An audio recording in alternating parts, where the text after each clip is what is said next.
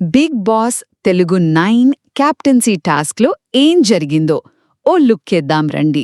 అయితే ఈ వారం హౌస్లో ఒక ఊహించని ట్విస్ట్ ఏంటంటే చరిత్రలో ఫస్ట్ టైం ఇద్దర్ని క్యాప్టెన్లుగా ఎన్నుకునే టాస్క్ పెట్టారు.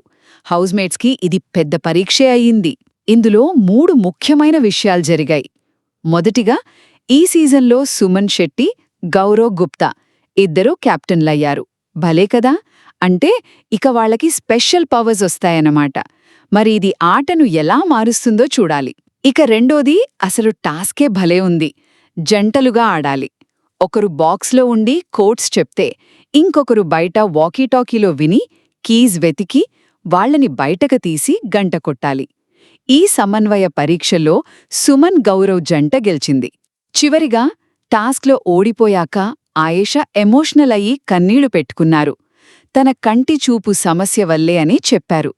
కాని కొద్ది రోజుల ముందే తనుజాని ఎమోషనల్ డ్రామా అన్నారు కదా ఆయేషా. అందుకే ఇప్పుడిది కొంచెం చర్చనీయాంశమైంది. మొత్తానికి ఈ క్యాప్టెన్సీ టాస్క్ ఇద్దరు కొత్త లీడర్స్ని ఇవ్వడమే కాదు, బోలెడు డ్రామా, ఎమోషన్స్ని కూడా బయటకు తెచ్చింది.